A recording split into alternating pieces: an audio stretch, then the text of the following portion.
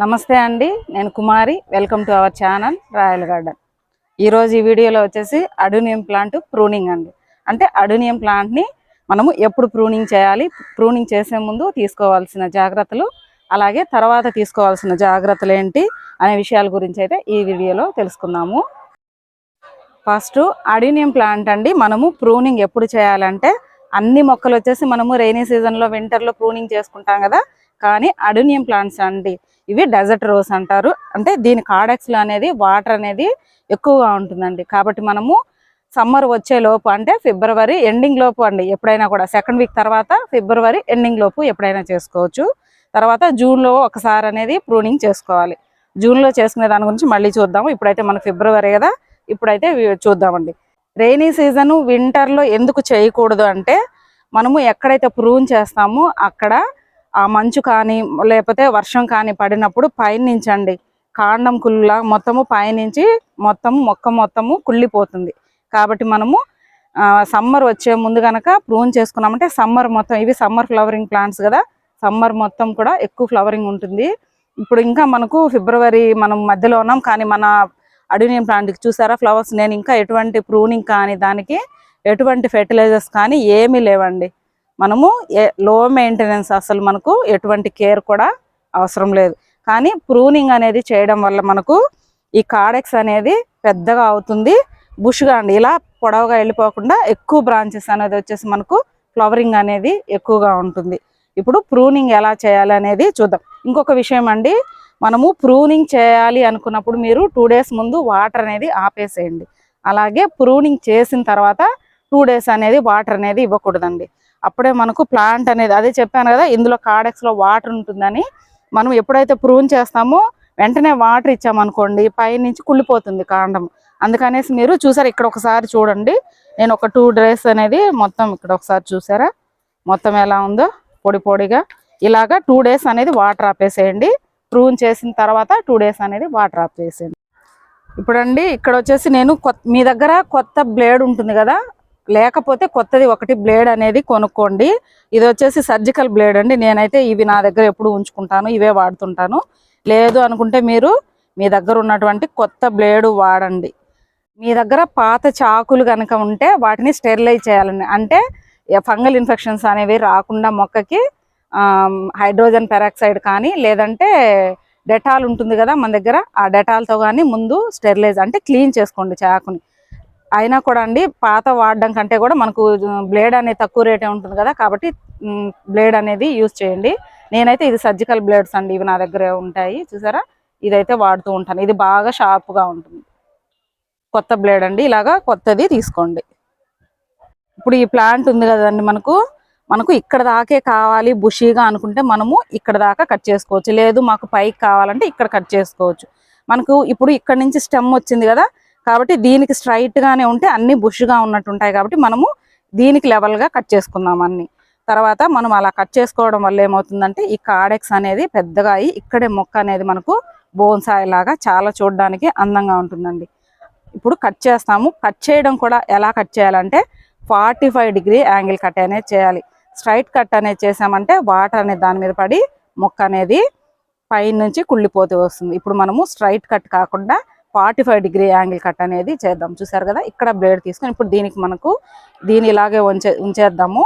దీన్ని అవసరం లేదు. ఇక్కడ నుంచి మనకి పెద్ద బ్రాంచెస్ ఉన్నాయి కదా, మీరు ఎప్పుడైనా సరే అండి, ఇప్పుడు ఇలా ఒక బ్రాంచ్ వెళ్ళింది కదా, ఇక్కడ కట్ చేయండి. ఇప్పుడు ఇక్కడ 2 ఉన్నాయి కదా, మనం ఇక్కడ కట్ చేయకూడదు. ఇక్కడ కట్ చేసుకుని దీనికి కట్ చేసుకుంటే దీనికి నుంచి బ్రాంచెస్, దీని నుంచి బ్రాంచెస్ వస్తాయన్నమాట. కాబట్టి ఇక్కడ కట్ చేయకుండా మీరు ఈ బ్రాంచ్ని కట్ చేయాలి. ఇప్పుడు దీనికి లెవెల్గా 45 degree యాంగిల్ కట్ అనేది చేద్దాం. చూసారు కదా ఇది ఎంత షార్ప్గా ఉందో బ్లేడ్ అనేది, చూసారు కదా ఇలాగా 45 degree యాంగిల్ కట్ అనేది కరెక్ట్గా దీని లెవెల్కి మనము ఇక్కడ చేసుకున్నాం.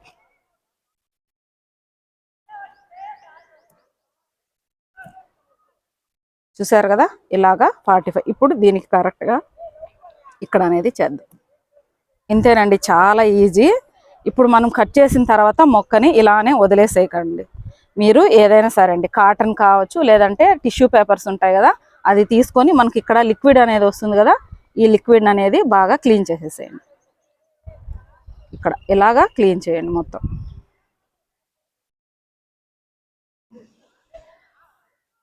క్లీన్ చేసిన తర్వాత ఇది దాల్చిన చెక్క పౌడర్ అండి, అంటే సినమన్ పౌడర్. చాలా మంది సినమన్ పౌడర్ అంటే ఏంటి అని అడుగుతున్నారండి. మన వంటగదిలో మనం వాడతాం కదా దాల్చిన చెక్క, దాన్నే ఇలా పౌడర్ చేసి ఉంచుకోండి. ఇది మన గార్డెన్లో చాలా విధాలుగా ఉపయోగపడుతుందండి. యాంటీ ఫంగల్గా పనిచేస్తుంది, తర్వాత పెస్ట్ కంట్రోల్గా, చీమలు అవి రాకుండా అలా పనిచేస్తుంది. మనము ఎక్కడైతే ప్రూన్ చేసామో అక్కడ ఇది పెట్టండి. ఇంకా మనకు షాప్లో సాఫ్ ఫంగిసైడ్ అని దొరుకుతుందండి. బ్లూ కలర్లో ఉంటుంది, గ్రీన్ కలర్లో కూడా ఉంటుంది. అది కూడా మనము వాడుకోవచ్చు. నేను అప్పుడప్పుడు అది కూడా వాడుతూ ఉంటాను. చాలా మందికి అది దొరకకపోవచ్చు. ఇదైతే మనకు ఇంట్లోనే అందుబాటులో ఉంటుంది కదా, కాబట్టి మీరు ఇది వాడుకోండి, చాలా బాగా పనిచేస్తుంది. చూసారు కదా, ఇలా పెట్టేసాం కదా. పెట్టేసిన తర్వాత 2 days అనేది వాటర్ చేయకండి. వాటర్ చేయకుండా 2 days తర్వాత ఈ సాయిల్ అంతా కూడా లూజ్ చేసి వర్మి కంపోస్ట్ కొంచెం ఇవ్వండి చాలు. ఇంకా అంతకు మించి ఏమీ అవసరం లేదండి. ఫుల్ బ్లూమింగ్ అనేది ఉంటుంది. మీరు మళ్ళీ మనము మస్టర్డ్ కేక్ లిక్విడ్ ఫెర్టిలైజర్స్ అన్ని మొక్కలకి ఇస్తూ ఉంటాం కదా, అవైతే ఈ మొక్కలకి ఇవ్వకూడదండి. అడేనియం మొక్కలకి నేనైతే ఎప్పుడు ఇవ్వలేదు. కొద్దిగా వర్మి కంపోస్ట్ అనేది ఎప్పుడైనా ఇస్తూ ఉంటాను, అంతే తప్ప అసలు లో మెయింటెనెన్స్ అండి. ఏమి మనము వాటర్ ఇవ్వకపోయినా, ఆ కంపోస్ట్ కూడా మనం ఇవ్వకపోయినా పర్లేదు. దాని సీజన్ వచ్చినప్పుడు, అంటే సమ్మర్ కానీ వచ్చినప్పుడు అది ఆటోమేటిక్గా ఫ్లవర్, అంటే వింటర్లో డార్మెన్సీ పీరియడ్లో ఉంటుంది, ఫ్లవరింగ్ అనేది తక్కువగా ఉంటుంది. అలాగే సమ్మర్ రావడమే దాని అంతటా అదే, మనము ఎటువంటి ఫెర్టిలైజర్స్ ఇవ్వకపోయినా కూడా ఫుల్ ఫ్లవరింగ్ ఉంటుంది. మళ్ళీ తర్వాత నెక్స్ట్ వీడియో దీనికి ఫ్లవర్స్ ఎలా వచ్చాయి, తర్వాత మనకు కొమ్మలు ఎలా వచ్చాయి, దీని బ్లూమింగ్ ఎలా ఉంది అనేది నేను నెక్స్ట్ ఇంకొక వీడియో చేస్తానండి. ఇప్పుడండి మనము ఇక్కడ కొమ్మలు తీసుకున్నాం కదా, ఇవి కట్ చేసాం కదా మనము, ఇవి మనకు వేస్ట్ ఏమీ కాదండి. వీటితో కూడా మనము చాలా మొక్కలైతే చేసుకోవచ్చు. చూసారు కదా, ఇక్కడ మనకి ఇప్పుడు లిక్విడ్ వస్తుంది కదా, ఈ లిక్విడ్ అనేది తీసేసేయండి.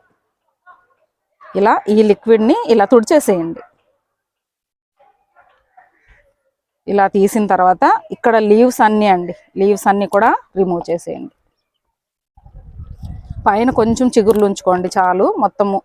ఒకవేళ మీరు తీయకపోయినా ఏం పర్లేదండి, అవి మనము కట్ చేసాం కదా, ఆకులు పండు బారిపోయి వాటంతట అవే రాలిపోతాయి. చూసారు కదా, ఇలాగా కటింగ్స్ అనేవి తీసేసుకోండి.